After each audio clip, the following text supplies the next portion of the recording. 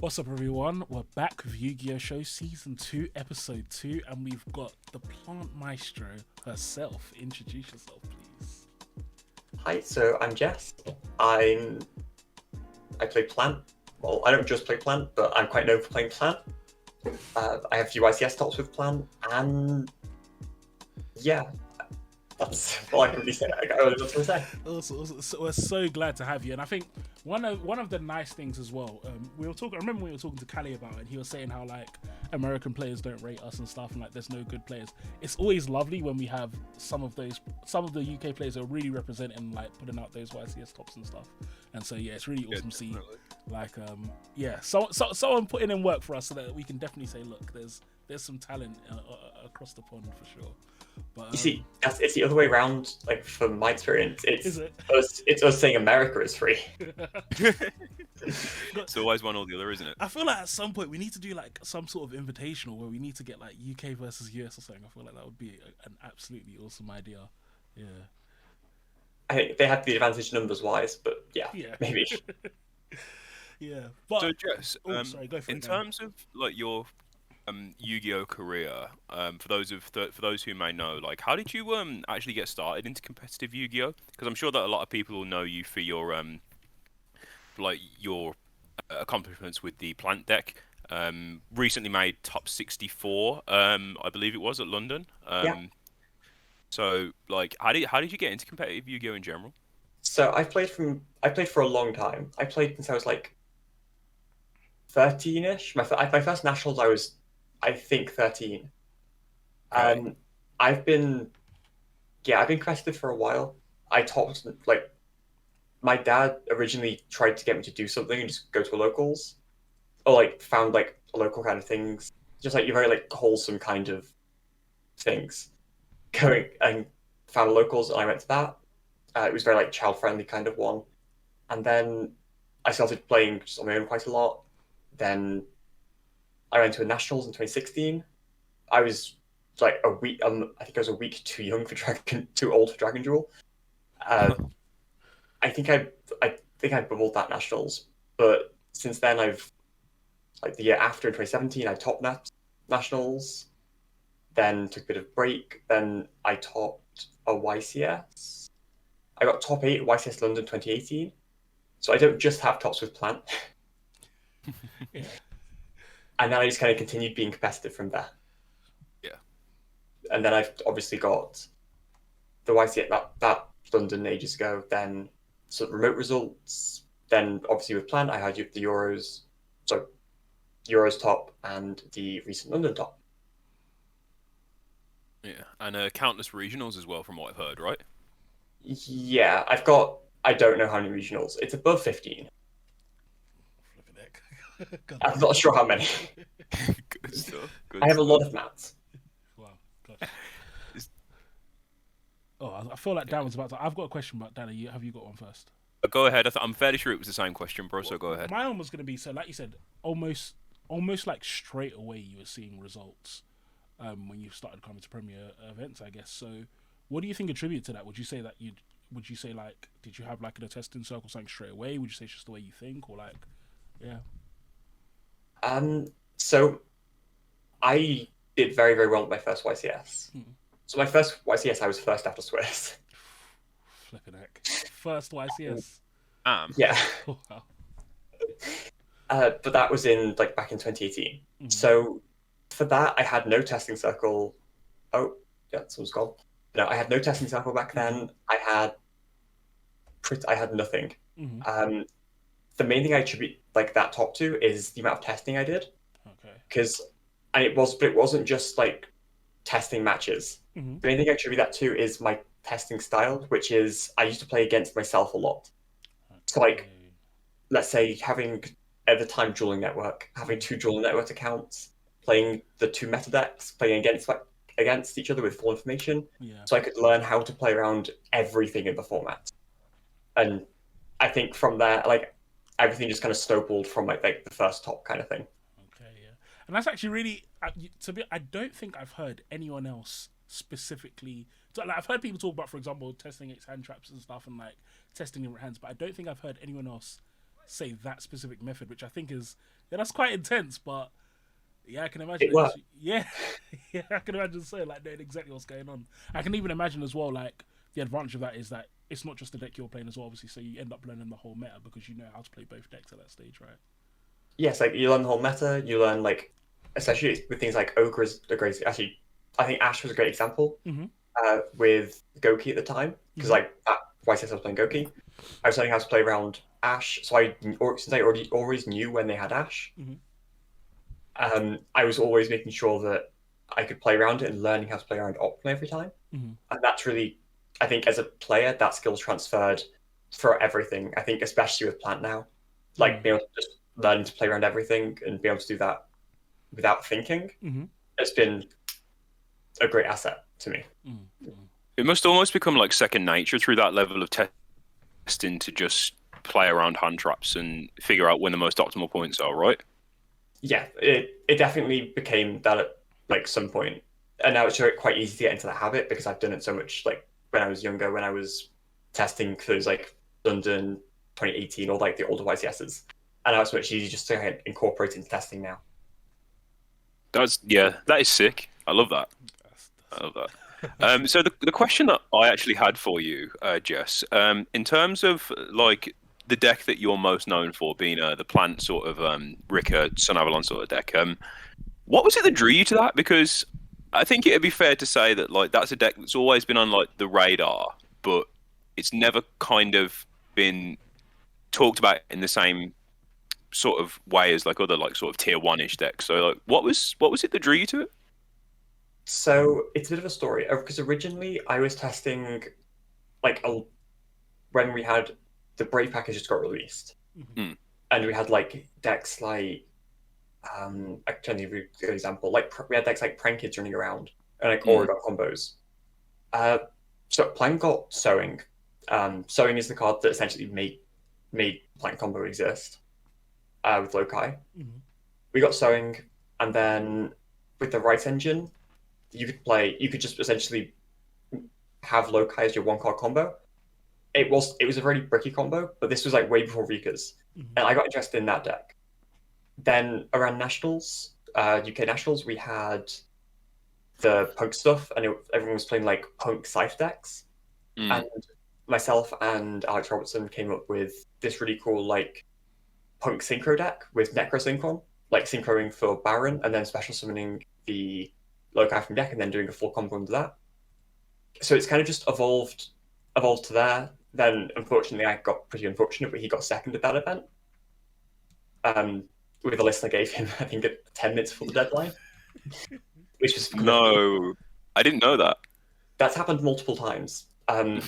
With London, yeah, I'll get to London in a second, but that kind of spurred. We already think about Plan, then the Rika support, and then like a month before Pote, I was just testing that constantly, and yeah, and then Alex got back on board. Then eventually, about 2 weeks before Marcus got on board, and the rest's history with that. But no, there is a history of people taking deck lists last minute. Just as an example, the day before this YCS London, because 3 of us played the Plant list that I made, all three of us topped, but both of them came to me under an hour before deck list registration finished and asked to just to use my list. When it was sorry, just as a kind of a follow-up question there. So like, because you guys are testing and stuff together, so what was the reason for you guys like having different lists? Is it just kind of like a difference in the way you guys play? Is a difference in opinion on what's effective? Like, what ended up having you guys having those diverging lists in the first place? It wasn't so much those diverging lists. It wasn't like there was nothing that was vastly different. The lists were very, very similar. But it was just like little things. Like for example, Tom Rose is also part of like the Plant testing group. And he was like, I know for Alex at least, he used the other option for list-wise. And he was playing like Thrusts in main and a second Disc Colosseum and just things like that. And it was more like but everything else was the exact same. So it was just like 4 or 5 cards different. And it was always like the flex spots that were different. So it was more just like, it was more just what we think what do we prefer for the meta core kind of thing. Yeah. And personally, I was very much on. I wanted to make evenly because it was just like just a really powerful card, no matter what, and we just blow out. Yeah. But I didn't want to play things like Thrust in main because if I went first, the card's dead. Of course. Yeah. And I wanted to minimize cards being dead going first. Yeah, that makes sense. Another thing as well is, so for example, like, and maybe it might just be my lack of understanding of the deck, but I feel like this format, especially with a deck like Kashtira, like I come into the format and I feel like if my deck has anything to do with the graveyard, I just get rattled by Kashtira. How is it playing a deck like Rika into a deck like Kashtira and just being able to dominate it? Well, I don't know if dominate, but yeah. It's unfortunately that matchup isn't quite straightforward. It's not clear cut. I think Sprite is very clear cut. You win that matchup, but unfortunately, I don't think Kashtira is. The thing I like about Plant so much is it comes down to technical play a lot of the time. It's not like the linear combos. We have all these like fancy combos, like the big combo video that I just released. Yeah. Let me just plug that now. Yeah. Shout out. But no, although you've got all these like linear combos, you've also got, especially when you get into grind game, especially under things like a Rise Heart, having strong technical play is what wins you these matches. So it's the games against Cash when they set up can be really stressful, and my mindset generally is my mindset into that matchup is 2 power cards always breaks the board. And some of my engine, like for example, Concon is a power card. Yeah. Oh, Concon card. Yeah, because Concon just outs everything.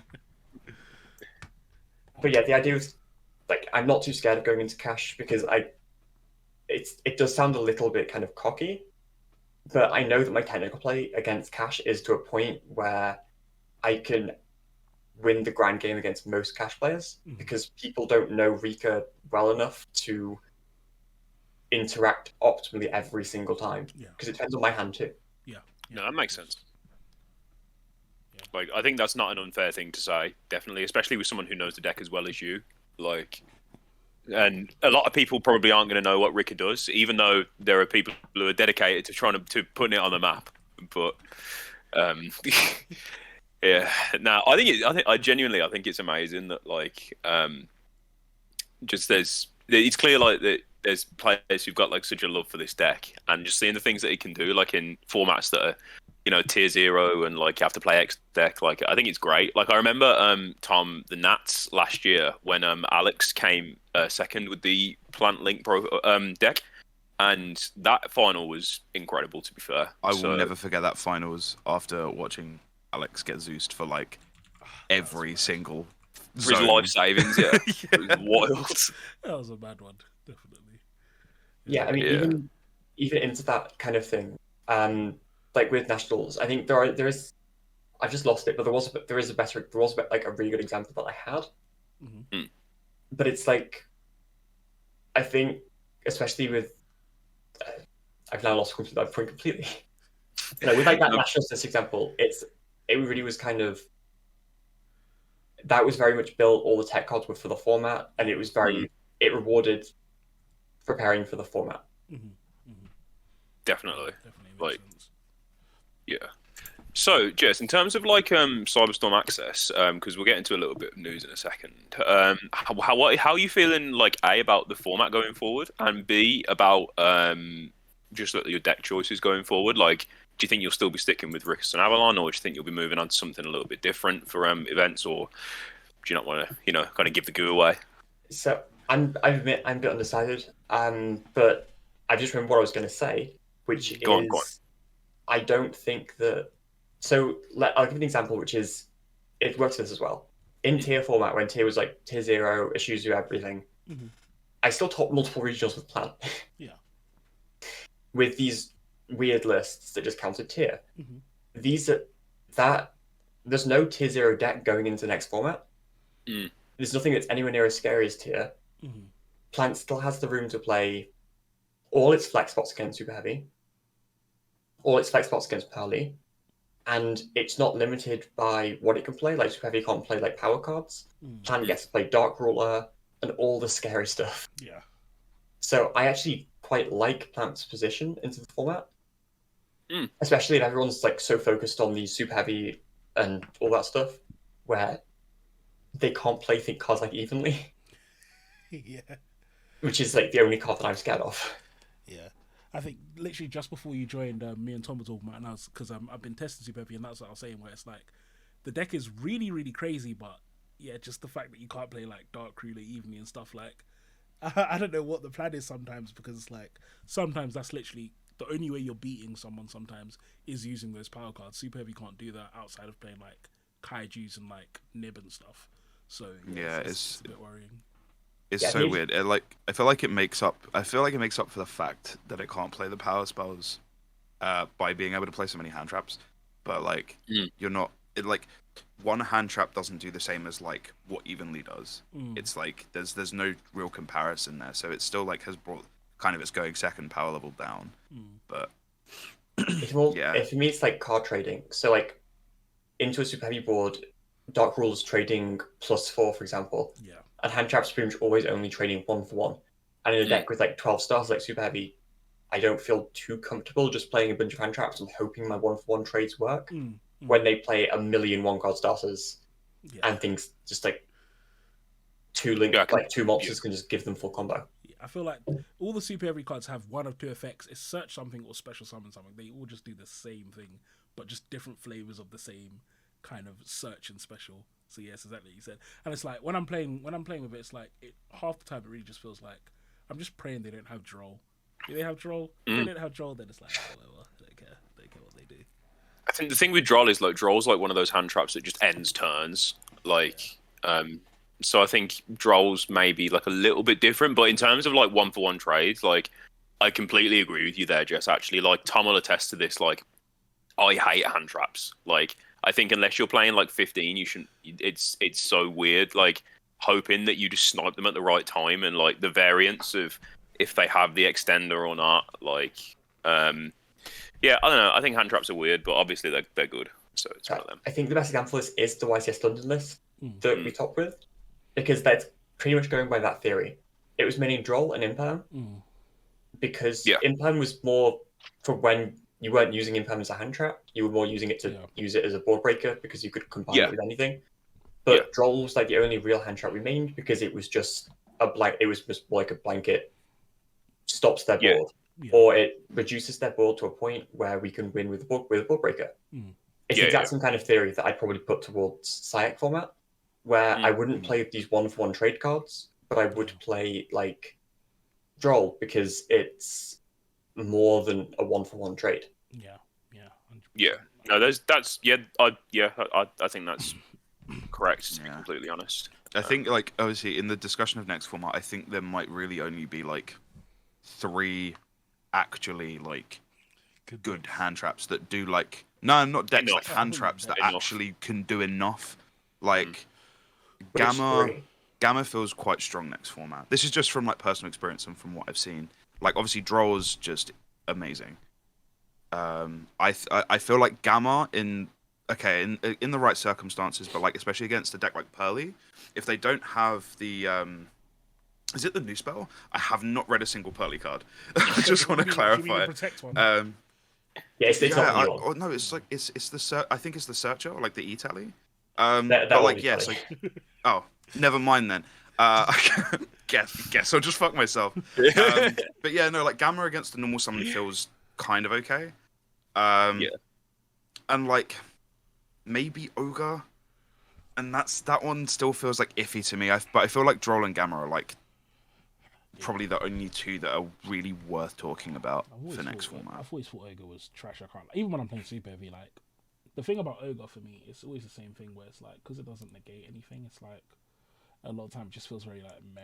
Like they Ogre and it's like I can probably extend through this. Yeah, it's because of Wakashi, right? Yeah, it's like so they use but then if you've got as you're fine. Yeah, that's what I was gonna say. Is like as has already been said, it's like you play. I think you actually play like 12 1-card starters, you play 1-card combos. You play 9 1.5 and then 1 2-card combos. So 9 1.5 and 3 2-card combos because Wakashi is a 2-card combo. But like so as a result of that, it's like you're not really scared of much. And then like you said, you're playing 15. It's like Hand traps. All this It's stuff. like, yeah, you ogre the Wakashi, and then it's like, okay, do you have draw for my second combo? Because they all do, because they all. This is something that annoys me with that deck as well, right? It's like every single combo starts a different way. So it's like Wakashi is just a free special, and that's full combo. Soul Piercer is a normal summon, and I'm pretty sure like there's another one. I can't remember what the other one is, but Yeah.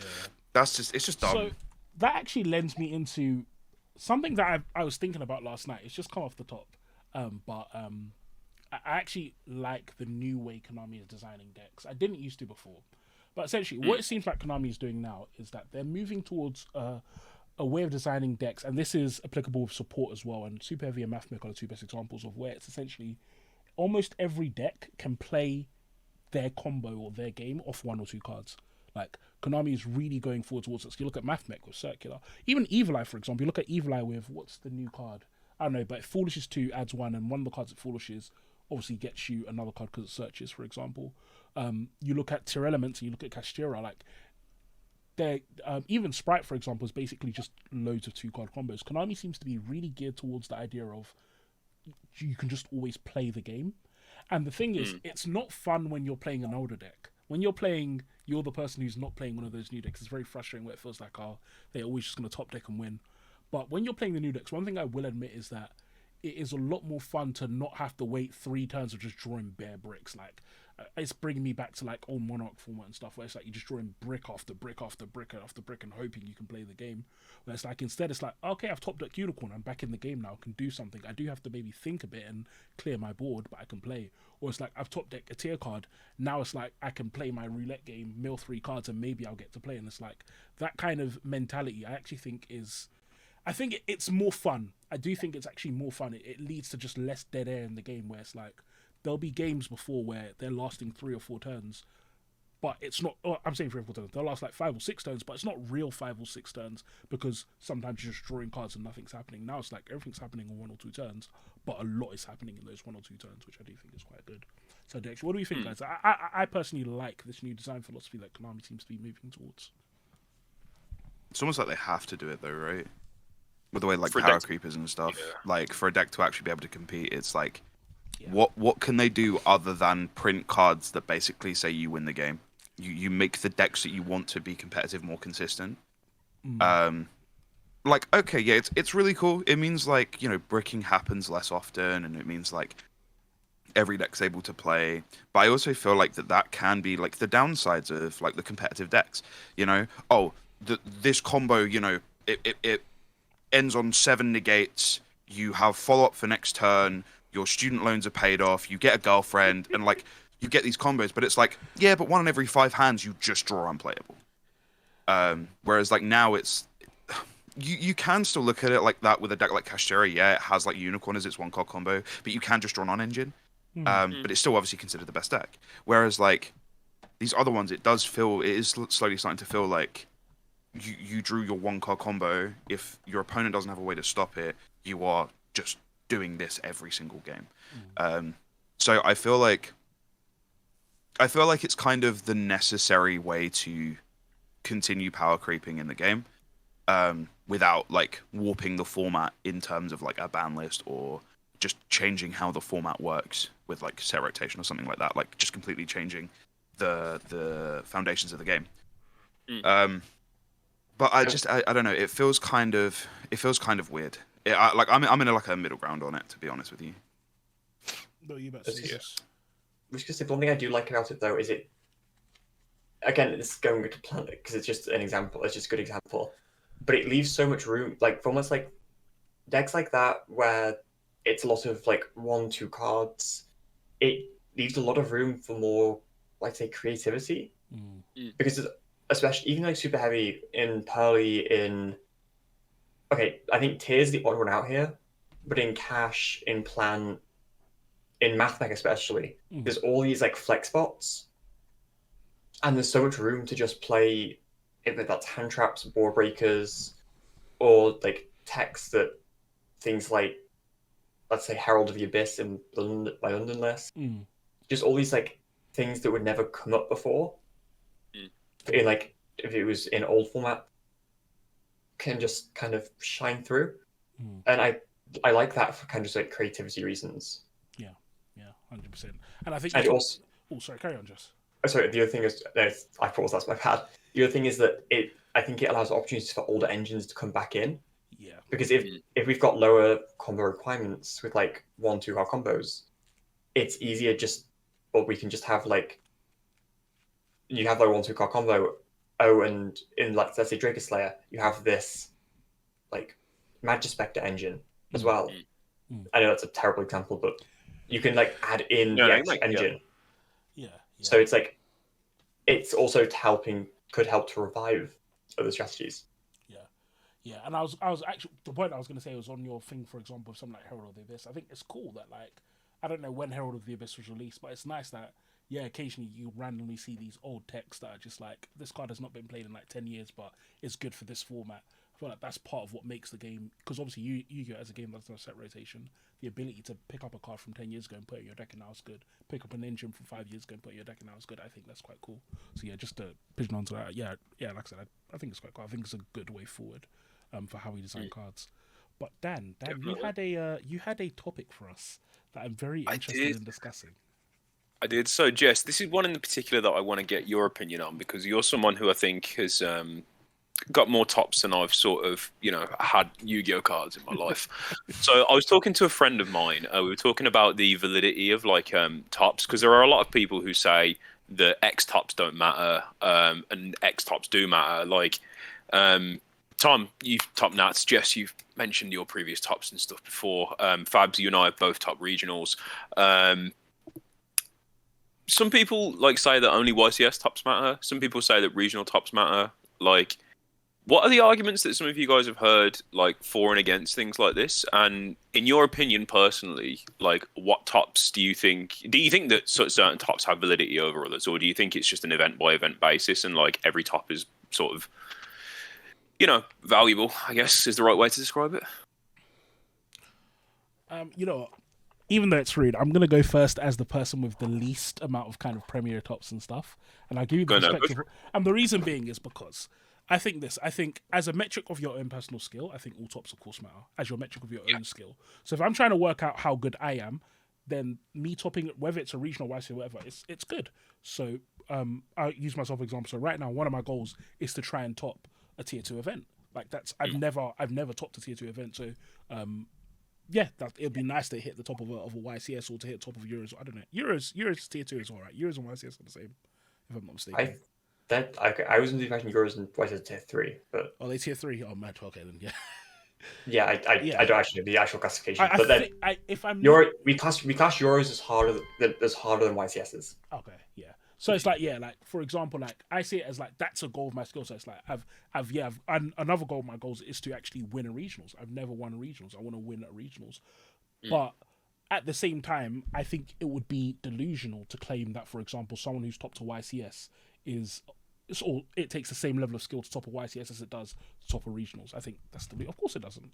So I do think, of course, as a metric of your own skill it matters, but I think obviously there's a difference. There's a reason why there's a difference. There's a reason why lots of people have regional tops and not lots of people have YCS tops, or lots of people will win a regional, or more people will win a regional than people will win a YCS, because one is harder than the other, and so there's clearly a difference. So that's my perspective on it. Right. I think that's a pretty nuanced take on it, to be honest. I don't think there's a lot really that I disagree with there, if anything at all, really. So, yeah. What about you, Tom, Jess? What are you guys thinking about it? I think my opinions, some of it's the same. Like things like, I think a lot of it is like personal value, especially when you come to like talking about regional tops. I think that varies greatly. Like, for example, I've had a few regional wins, but for example, I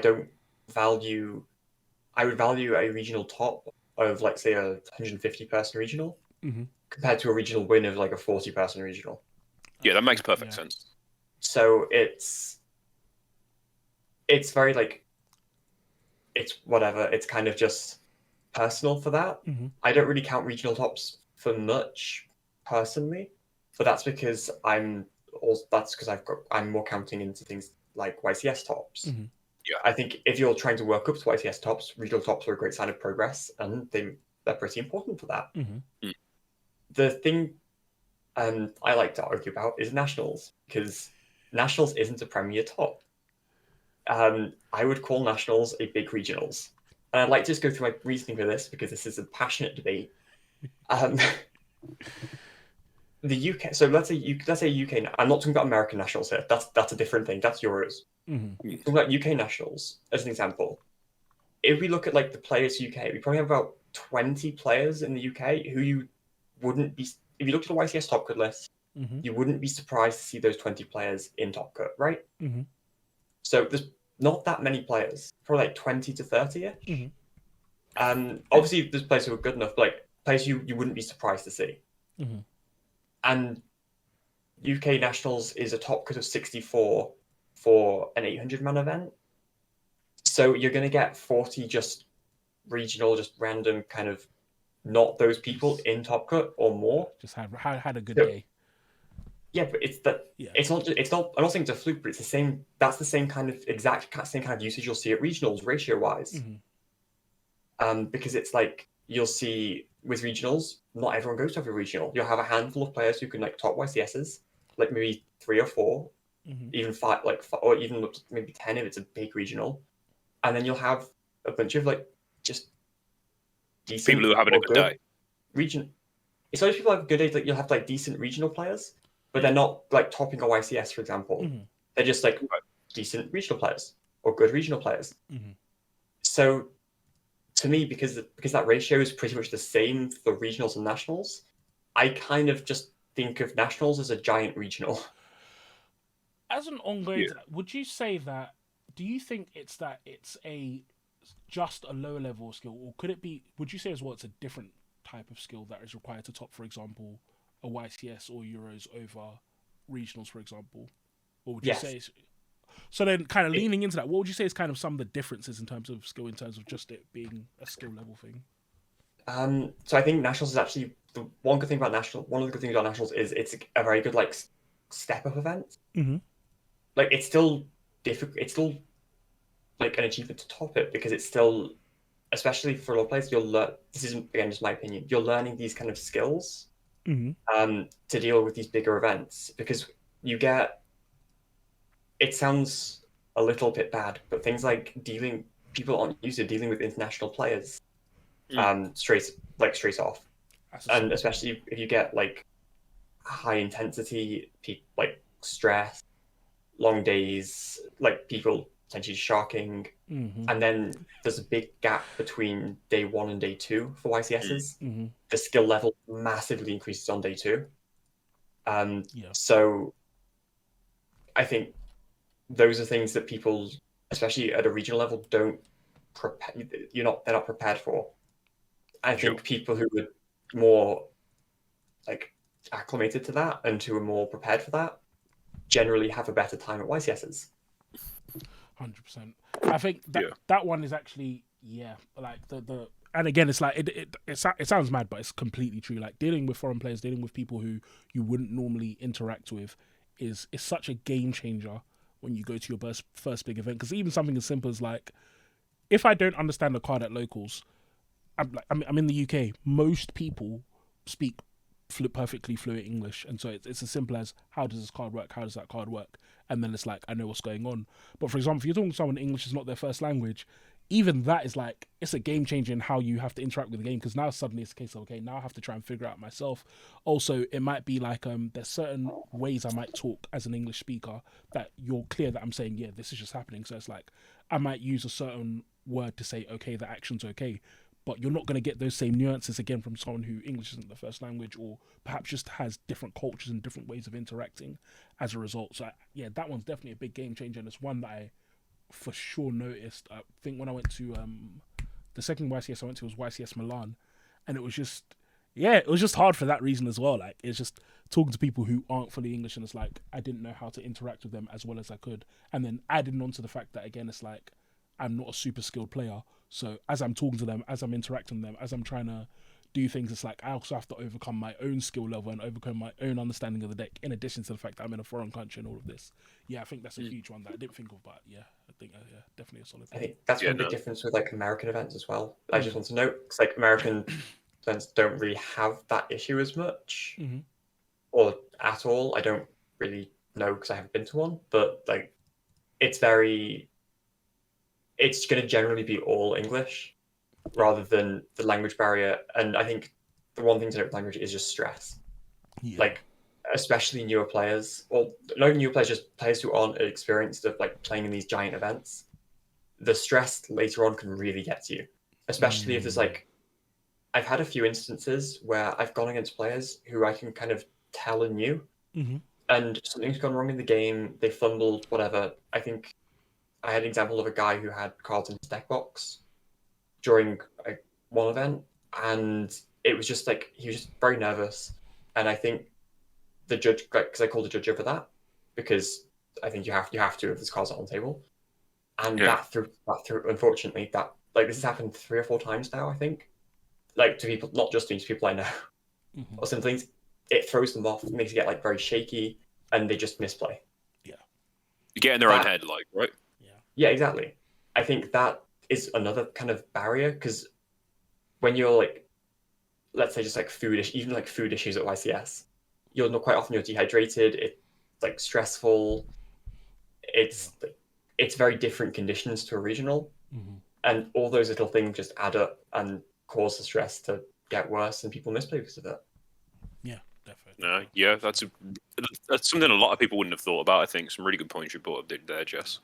But Tom, I want to get your opinion on this. As you topped our nationals last year, top 64. You top 32 the UK Invitational as well. So I think like Well, it's yeah, fair- it wasn't a top 32. It was like because it broke down to top 16 at the UK Open. okay. So But you came 32nd in Swiss out of how many players was that? I don't even remember. It was only a couple of hundred. So. Okay, If okay. that. So yeah, but now go ahead, bro. Go through.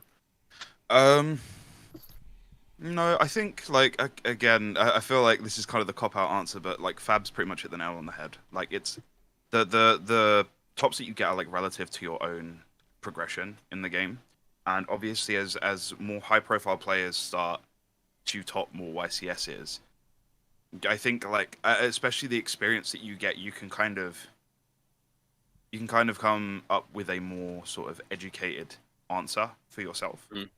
Because like let's say for example, because obviously Jess is here, in her case it might be she can rock up to a regional, play those 6 rounds and just like do it with her eyes closed because they're all just like local players trying to have fun and she's there trying to get the top cut mat. But then going to a YCS, it's like every single player is trying to make day 2, then trying to get to that top cut spot and trying to win the YCS. So it's like, yes, on a regional level, especially for lower skill players, I guess is the appropriate phrase there. For lower skill players, it might seem more difficult because you do have people traveling to those regionals to try and get their tops. So you're playing against people who do have an amount of like higher skill. But once you kind of surpass that, yeah, it's always the next steps up. So I think it depends entirely on your own skill set as well as like the actual event itself. If I'm making any sense. No, I'm I still agree with what really you're saying. tired. No, I think it's like it's very much like a personal. It's like a very personal kind of like level thing. There's no like set. There's no set. You're at this point in your Yu-Gi-Oh career kind of thing. Yeah, definitely. Like on my in my Yeah. perspective, I think I'm a competent player. I think I'm a consistent player, but I still suck at topping events. I'm just gonna put it out there. Like I Consistency did is, well like- at the UK Open. Sorry. I was gonna say consistency is like the big thing. Yeah. Because you'll get some players who like say top 1 YCS and never top again. And like consistency is a huge thing. So I just reminded me because that was all. Yeah. No, it's like so I topped. Oh, I topped the nationals, and then I did okay at the UK Open at Pope format, and then like the next 2 larger events I played, I didn't do very well at. So I know that there's obviously room for me to improve there. But I don't know whether or not it was down to me or down to the deck itself. I know at YCS London, the deck just was not my friend. I was playing Kashtira, and this is why I said like Kashtira is one of those decks where it's like it has the 1 card combo, but it can just brick because you draw you can draw just like a hand trap or non-engine for 3 turns straight, and it's like you might be able to stop your opponent, but eventually that's just going to not do enough, kind of thing. And then the UK Open was kind of a similar vein, but I also feel like it was kind of a mentality thing. But past that, like I know where I am in terms of my skill. I like to think I'm a competent player. I have done somewhat well at events, and I know where I need to go to do that.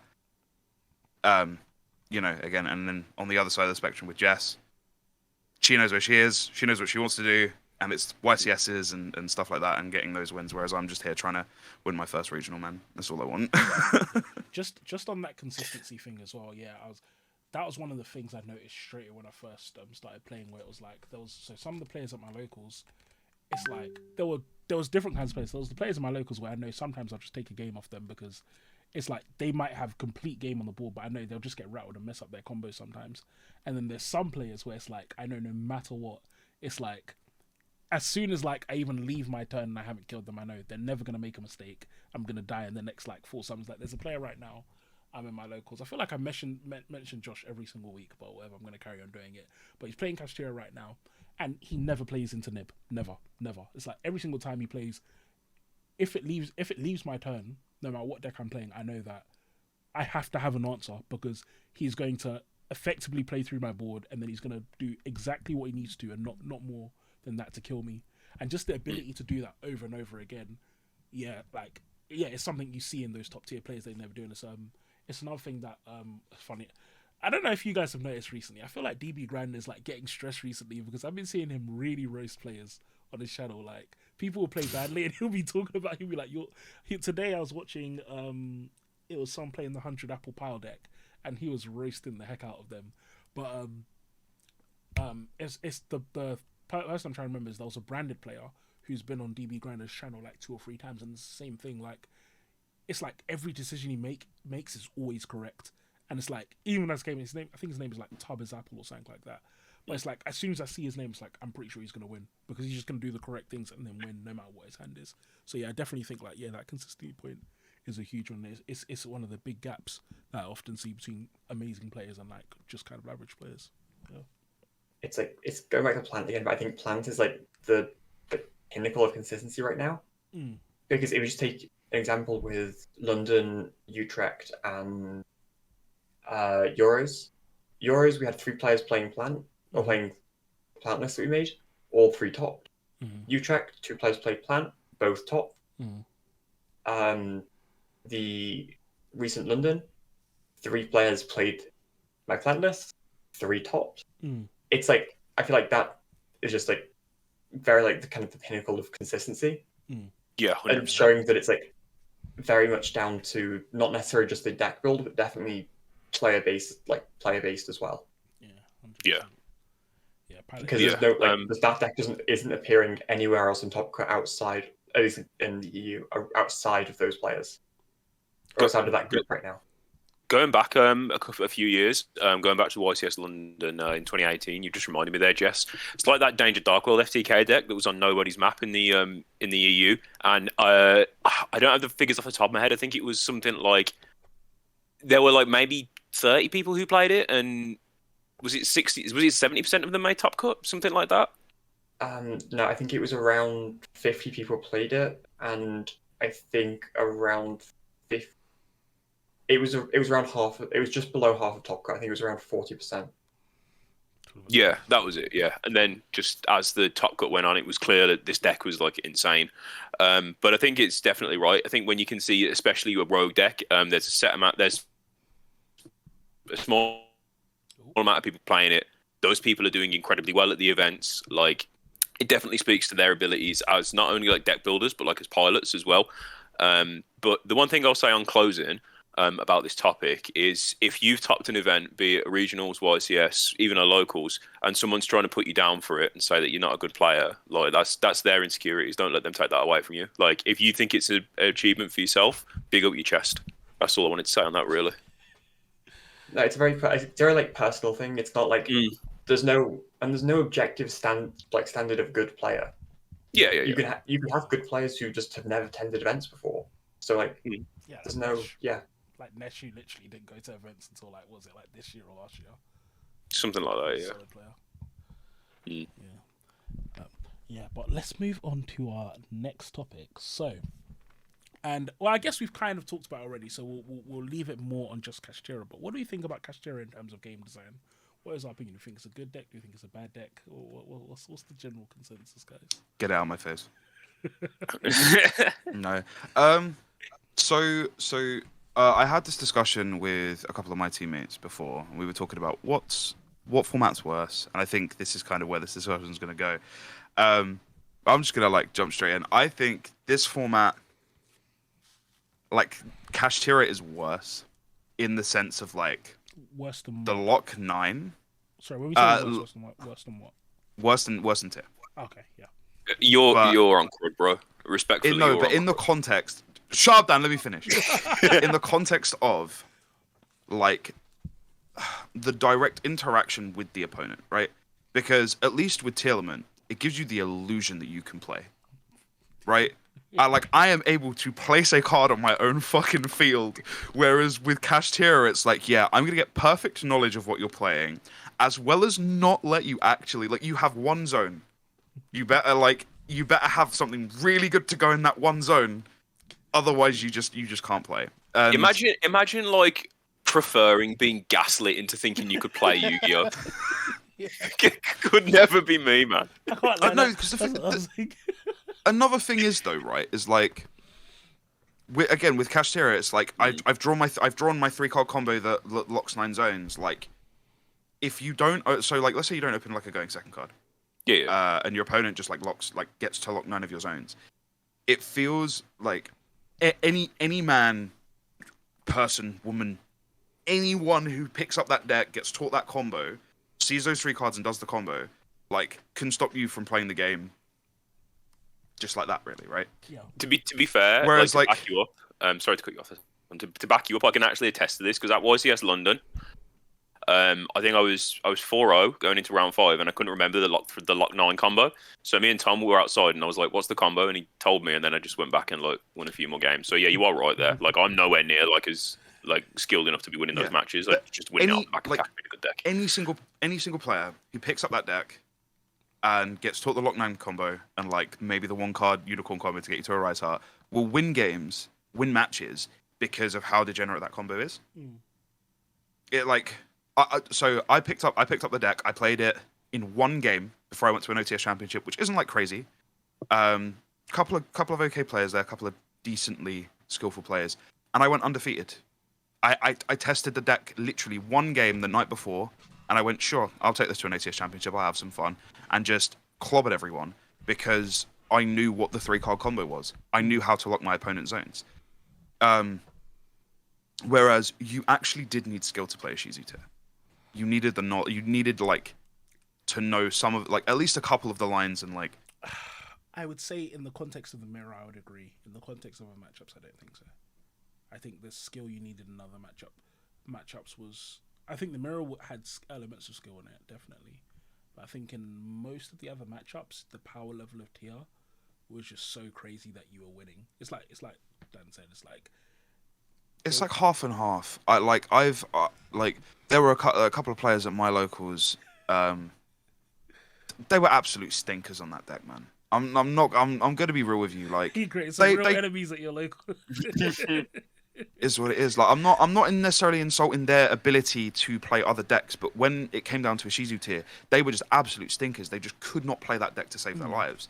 And it's like I could sit there playing whatever deck I wanted. I would turn up for fun or whatever because I can't be bothered to play a Shizu tier, and I would do relatively okay in that matchup because like they didn't know all of the interactions and like that's. I do get what you mean. That's kind of where I'm going. That's kind of the main sort of way I'm going with it. Is like with that deck, it at least required a thought process and knowing kind of what the deck does to its fullest extent to really capitalize on it. Whereas Kashtira is just cool. I've opened Raitsoth, Birth, Unicorn. Let me just like not let you play the game. Yeah, 100%. What do you think, Jess? I'm not quite as strongly opposed to Cash. Mainly just because it's like the deck still dies to singular cards, and it's like it's a bit weird because if we take FTKs in previous formats, if you didn't see a hand trap, you got FTK'd. If you, in this case, if you don't like, let's even Super Heavy Samurai, if the FTK picks up and gets big, if you don't see a hand trap, you die. If you don't see either a hand trap, at least against Cash, you either need to see a hand trap, or you need to see a Kaiju or a Lava Golem or a Sphere Mode, or just like there's multiple cards you can see against Cash. Like it's not just hand traps. I'd rather have that than an FTK where it's just you just lose, like Super Heavy Samurai. So I'm not that mad at Cash, to be honest. But that's also very, very biased because my matchup with Cash the last year. Yeah, I was gonna say, Jess, you don't get an opinion. You activate Concon and you win. Like, how many don't Cash get players do you activate Concon and they're just kind of like, okay, and they just let it pass? Is it like a common thing, or do they know what's going on? No, so it's great because they all read the word tribute, automatically like get rid of the Concon, and there's Norseman Lokai. And then Lokai can full combo through macro, so it doesn't matter. So I just win. Really? Flipping heck, I didn't know.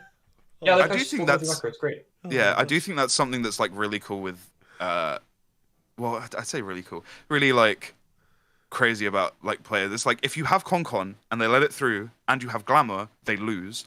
If It's not they even banish the Glamour. Concon face down and you normal summon Lokai, they lose. No, it's better than just Glamour because if they spell trap block you, you can't use, or like 9-lock you, you can't use Glamour, right? But you can still use Mudan, you can still use like Princess, you can still use Snowdrop. So if they let that resolve, you just tribute. Oh yeah, because you can't block the field spell, can you? You can't even block the field zones. Yeah, you know, I'm agreeing with Tom. You're a bit biased. Your Cash matchup is looking quite sweet. I mean, I've not only played Plan. I played I played Tier for Leon. Yeah.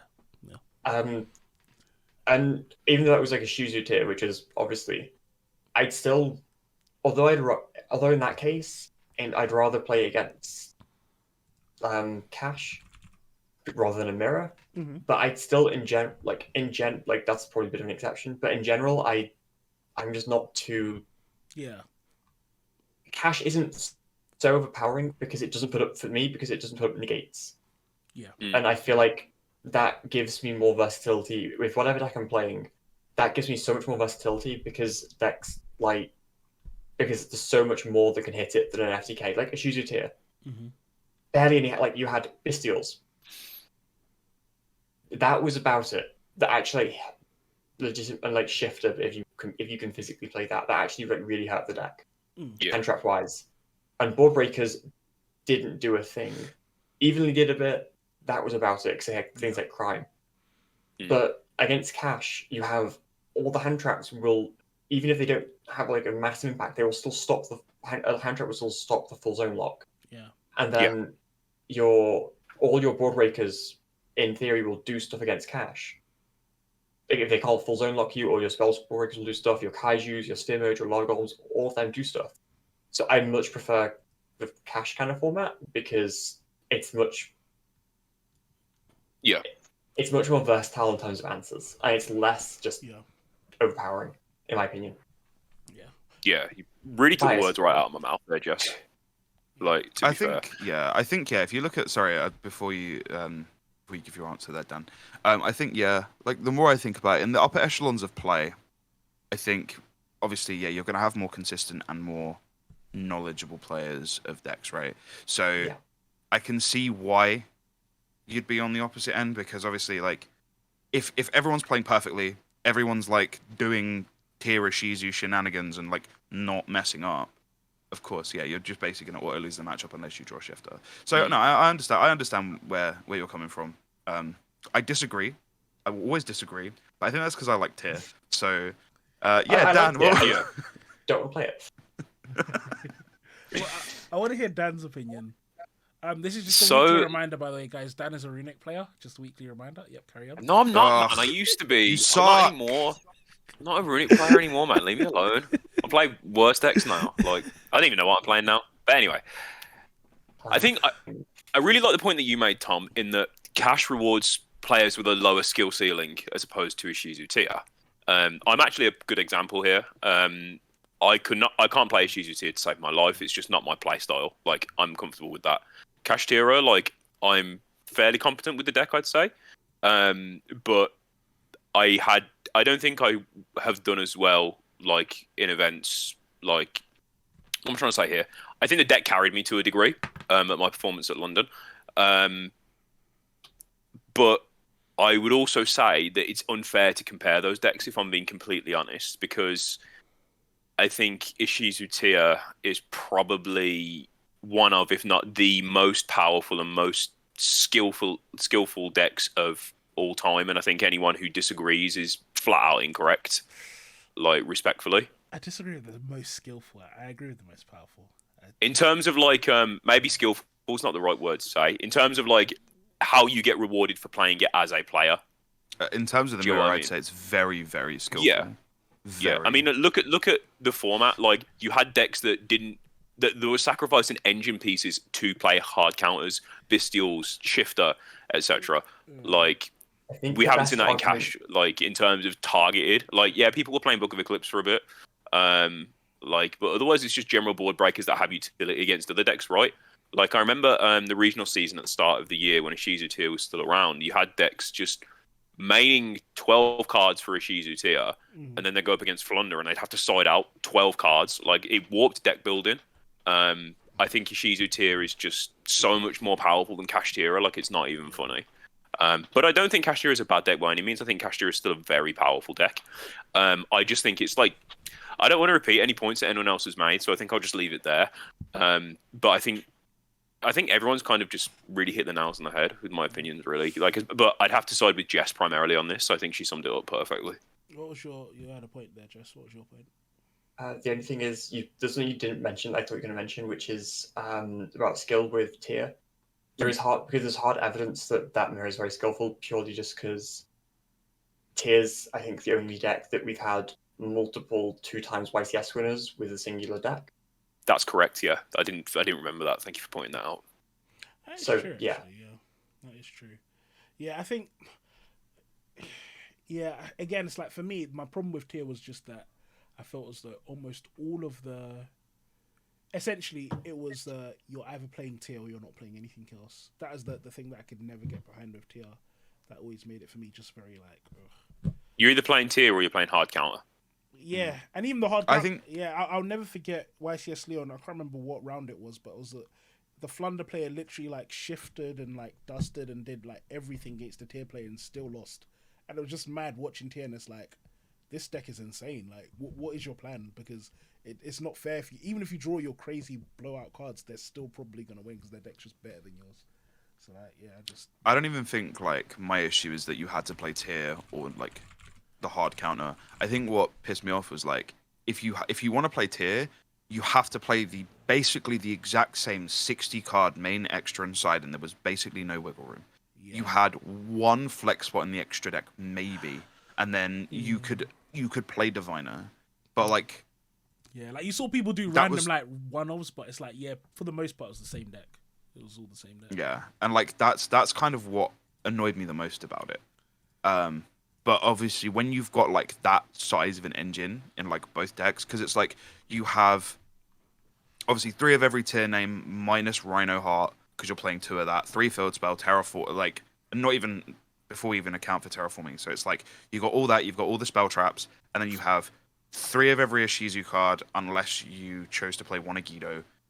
You've got like Diviner, and then it was like the good one-ofs, right? Which was like 3 Herald, and then it was like instant fusion, terraforming, and like maybe a Foolish Burial, right? Yeah. And that was kind of it. That was all you had space for.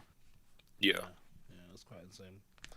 But, yeah. But yeah, in general, I would agree. I think Kashtira is the worst design. Like I said, most people enjoy playing Tia more than they do Kashtira, even if they enjoy this format more than last format.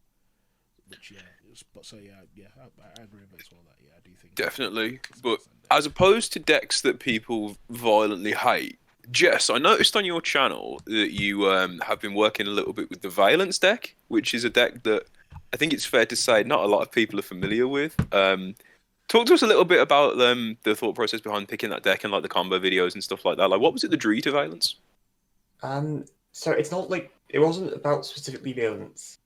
I think that Yu-Gi-Oh! Inherently is a game. I think Plant is like the example of this. If I'm just blunt, I don't want to stick to just Plant with things. I want to make content, but I don't want to stick to just Plant. Yeah. Sure. I don't want to use that as bottleneck, so I'm going to start with Plant and branch out a bit. So I wanted to put something out that's not just Plant. But the main thing is, like, I really like Rogue Deck. The majority, like, all my YCS and Euros tops are all with, the 3 YCS tops are all with, I'd say, Rogue Deck. And the Euros tops also with a Rogue Deck. Mm-hmm. Like, I'm just a big fan of Rogue Deck. And there's a lot of them right now that I think are pretty overlooked. Like, for example, Plant was completely overlooked for the original Euros, where we had Concon and, like, Concon Princesses released. No one knew what that deck did. Mm-hmm. And I think there's some, especially with, like, a lot of generic support, like Super Heavy Samurai being splashable, for example, I think there's a lot of potential for other decks to kind of come in, and Valence is one example. Because Valence, I can never pronounce it, Priestess level 2 for Valence is just a 1-card combo that just does everything. Yeah, it does. I think that card alone is, I believe it's +7. And then you still have your normal summon and everything. So it's one of these decks. Yeah, that's it. Yeah. It's one of those decks where, like for Euros and for actually most Plant YCS, to be honest, people are reading your cards every time, and they don't know what they do, so they don't interact properly, so they misplay and then lose because of that. Exact same thing with Valence. The deck can actually do a hell of a lot, but people don't know what the cards do, so they're going to misplay. Yeah. And I think this So is you're telling me I need to play Valence for Nats? Okay, thank you. I'm saying Super Heavy Samurai Valence is a thing. Yeah, I can imagine. Okay. But Okay. I'm not saying like Valence. I'm not saying that Valence is the deck. I'm saying there's a lot of decks like Valence that I think should be explored. Yeah, definitely. And I want to kind of that video I wanted to kind of like help promote a little bit of, because it annoys me. The main reason I chose Valence is because it annoys me when, you know how you go on YouTube, Mm-hmm. if you're looking for like a deck list, for like a deck that isn't meta, you'll get all of these results, and it's just kind of these random, I would just call them random locals players who've just built a deck in 10 minutes and are posting it for views. Yeah. Like, sure, go ahead and do that. But that's not going to help me in any way, shape, or form if I want to try and actually do well with the deck. Yeah. So Yeah. I wanted to try and like put an idea that I'd make some content for just these rogue decks with potential that are actually like could be competitive for people, and like potentially increase, maybe if I like increase even rogue usage at like a few regionals, or just like inspires a little bit more creativity. And Mm-hmm. I think that's such a good point you made, which is something I didn't even think about when it comes to like actually searching for rogue decks on YouTube, because we've all been there, like, and this is going to be my weekly Neshi plug. But he did like a similar sort of thing with Crystal Beast, like, because that's one of those decks where, you know, there's going to be a lot of builds where, frankly, they're just shit. But you know, he's clearly someone who's got a competitive mind state like yourself, and he wants to take the deck and push it to where it can actually compete to the best of its ability. And I think in any rogue deck, like, I think that's really, if you're a serious player, because I'm going off in a bit of a tangent here, but I feel like people sometimes look at players at locals and regionals who play rogue decks, and they think of them as like not good players, but that's not the case at all. Sometimes people just want to experiment and like enjoy pushing the ceiling of a deck. Yeah. If I'm just blunt, Plant is the, I think, the rogue deck that proves that.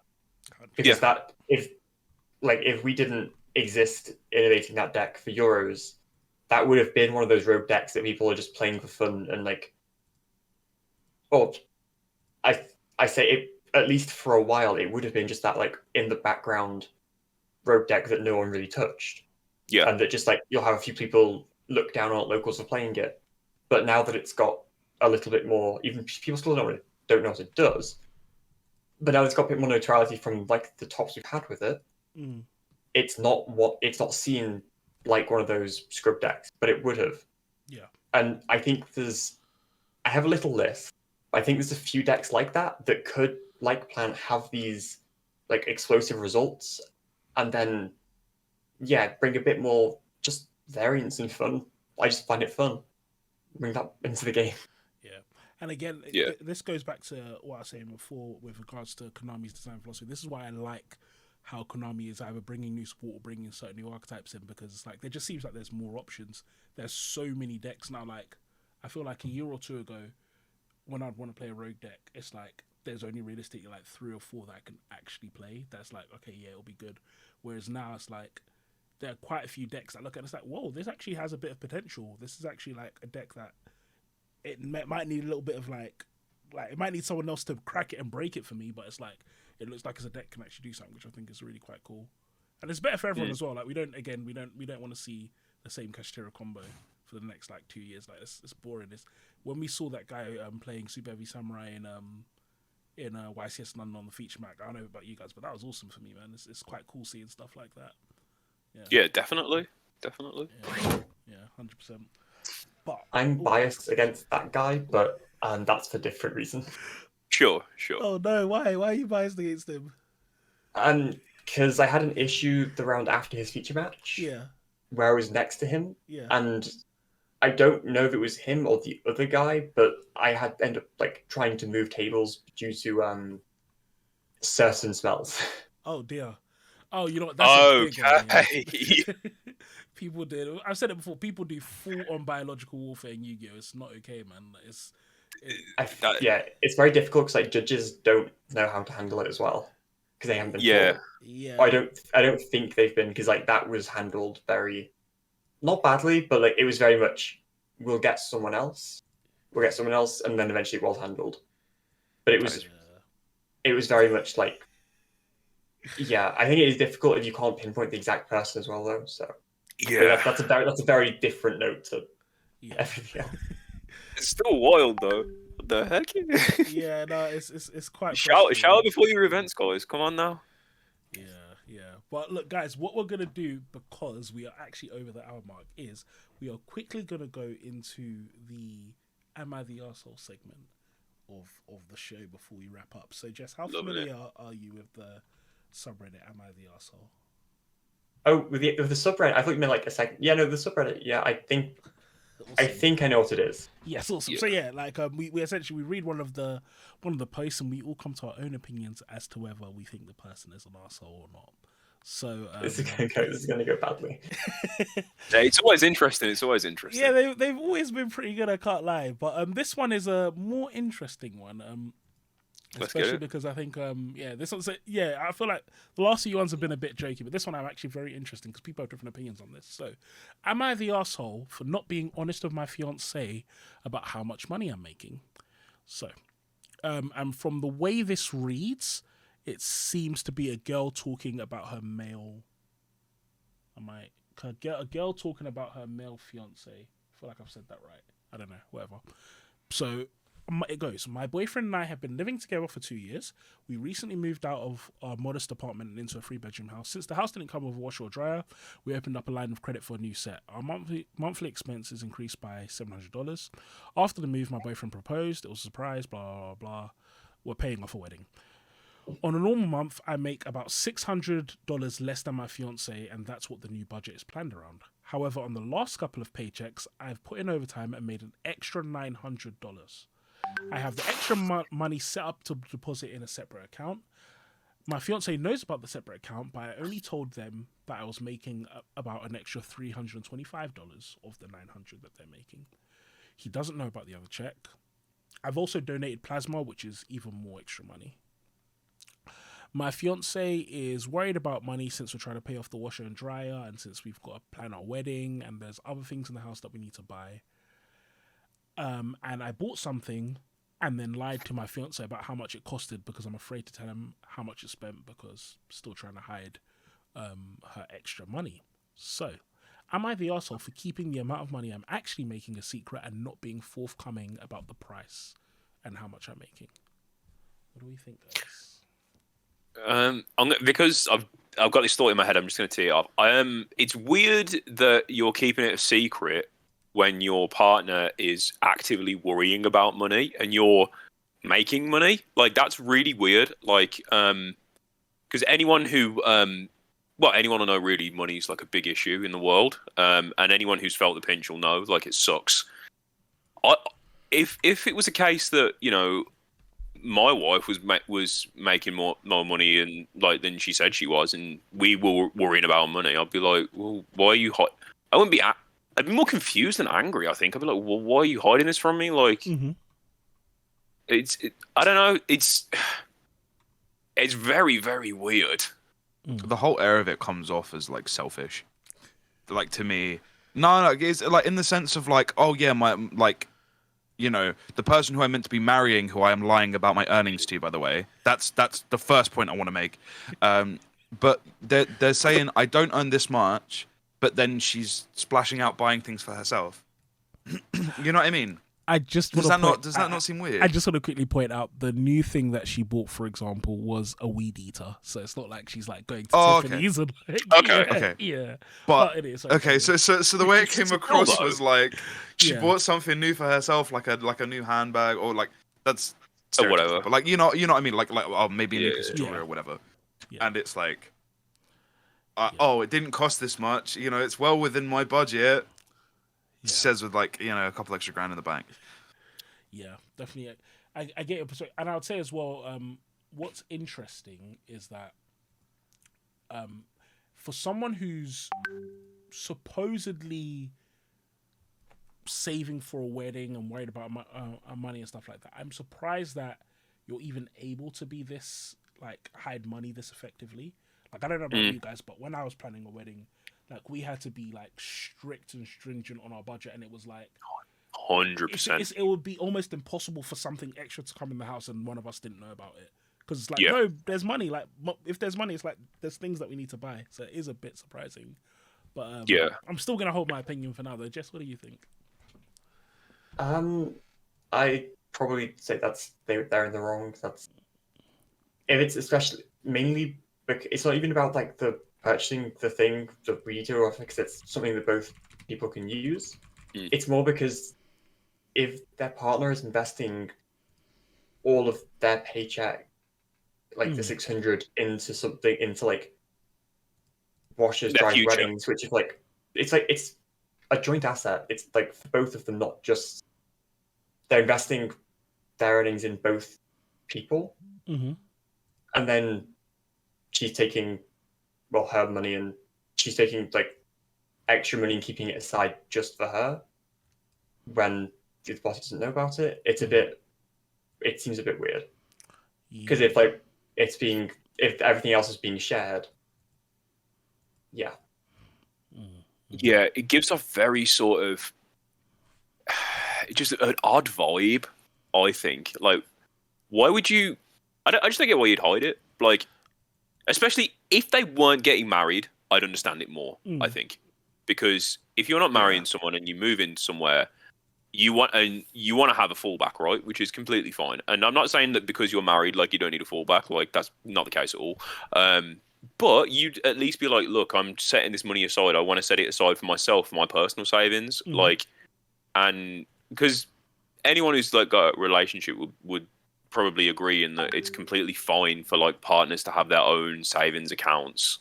Like, why hide it? I don't get it. Like, it's not weird that you're saving money. It's weird that you're hiding it. Yeah. I get. I would totally understand if it was like a fresh relationship, yeah, and like, let's say, because I've seen it before where like, so one of my friends is they're in a high earning job, Sure. and when they first met their partner, they explicitly didn't mention what kind of line of work they're in. I can't even remember what it is now. He works like quite close to like banking and stuff, like international banking. Yeah. Earns a lot of money through that. Sure. So they explicitly didn't mention like what kind of job they were in. And it was more for the sake of like, not necessarily he was trying to be selfish and greedy and keep all his money to himself, but it is sort of like there are people out there that if you go, yeah, I am what other people might consider like, really well off, rich almost, they might try and mooch off you more and not give like their own back in like the said on their end. Yeah, of, that is a real relationship. thing.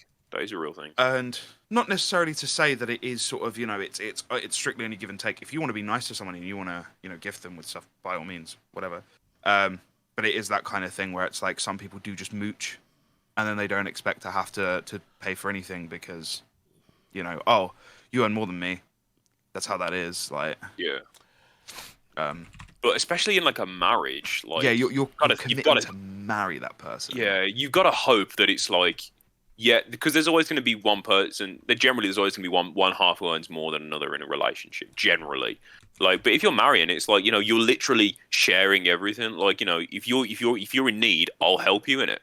Like, I don't know. It's this. Yeah, this is blowing my mind. Fab Scoff. So I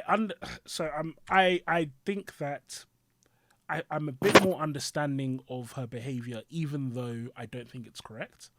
Just because I know how people are with their money. Like, there's people that it's like, yes, it's not, going into marriage is already a hard thing, and sometimes people are used to having that control, and you're worried your partner's going to misuse the money and all that. So an understanding of her perspective. I think, I also agree, I think you made a really good point, Dan, that it's like, your partner is actively worrying about it, and you're hiding it. That, because, like, I wouldn't have said necessarily, like, hiding it in itself is a huge issue straight away. It's like, it's not the best thing, but okay. But then when your partner's actively worrying to continue hiding it, then it's like, okay, come on now, because your partner's actively in distress. I do really agree with that. But I still don't know if I would call her an arsehole. I feel like I'm just very understanding. Like, I don't think it's correct behavior, but it just feels very like, yeah, you're panicking a bit, wedding, it's a hard situation, and you've just made what isn't the smartest decision. And I think the thing as well that makes me most understanding about this is that, again, as far as she's saying, she's not spending the money frivolously. She's not doing anything reckless. Yeah, She's just kind of holding it in the kind of like... that's what makes it weirder to me. I think. Yeah, but it's like... I'd understand it more if she was going out and buying fucking, I don't know, whatever. But she's clearly using it to make smart investments. So why not just share that with the... So exactly, that to me suggests that it's more of just a behavior thing that she needs to be... Because again, you don't necessarily know something's wrong until you're told sometimes. And so that's what it suggests to me. So that's where my perspective is. It's incorrect behavior, but it's fixable. Like, I wouldn't say it's a huge... It's just, I would say, maybe buy some Five Guys for your guy, and then, like, turn up and say, look, I had this money. I'm sorry, I've been hiding it for a while. But yeah, I don't think it's a huge issue. It's definitely something that's workable around. Like, it's not like a make or break thing, but it's 100%. fucking strange. Yeah. I think in the context of money struggles, like, if they're genuinely concerned about budgeting and things like that, why would you keep something like that hidden? You know what I mean? There's a reason you're trying to keep that money to the side for savings. Obviously, yeah, if it's like directly for yourself, I feel like in this scenario, your wedding is kind of for yourself, so maybe you should, Yeah. And buck up your ideas a little bit. I don't know. I know that I've kind of said a lot on this just before you go on, Tom. Like, money, like depression, is a real thing. Like, people can actively get mental health issues from worrying about money. So it just seems weird that you're hiding it. Like, especially if it's for both of you. Sorry to cut you off there, Tom. No, it's just fine. It's fine. It's just yeah. It's just I hate people that kind of lie about stuff like that. Yeah, at least be like. Weird. I feel like, especially if you're planning to like marry someone, you're planning to spend the rest of your life with someone, right? You want to be as candid, like just you be as candid as possible. You just you be honest. That would be. And ideal. you say like this, I have this, that, and the other. I have a secret collection of Spider-Man dolls. I don't know. I don't. I swear I don't. That just came out of nowhere. I don't know, Tom. Bit of a Freudian. No, I swear I don't. They're Power Rangers. I swear. But no, in all seriousness, yeah, I feel like in the context of like where the relationship is as well, like that's something to look into as well. And it's like if you're marrying someone, you should be as honest. Like you should be as honest and as open with them as possible. That they're basically your life partner. You talk to them through that stuff. But I gotta get into all the soppy stuff. It's yeah. Long story short, you should just be honest with your partner, and like if they're understanding, if they're as dedicated to it as you are, they should be understanding about it. Some really good words to kind of close off the show there, I think, Tom. Yeah, definitely. So, thank you so much, guys. This has been season 2, episode 2 of the Yu-Gi-Oh show, and thank you to Jess. It's been awesome having you on the show. Have you got any Thank you for coming on. Have you got any shout-outs or anything you want to mention before we round off? Check out my YouTube, I guess, for anything like plant or like hopefully other than plant, because I hope to do like actual other things. And yeah, code plant 5% off on tier 0 games. Let's go. Guys, all of this is going to be in the description with Jess's channel, and I would highly recommend watching the video that she just dropped on Plants Look. Even if you don't play plants, it's a game changer. It tells you how to adapt to plants. Like it's everything. It's like a year's worth of knowledge in a video. Yeah, 100%. It's all been done for you, man. So yeah, awesome. Thank you so much, Jess. And I guess we'll talk to you guys soon. Peace.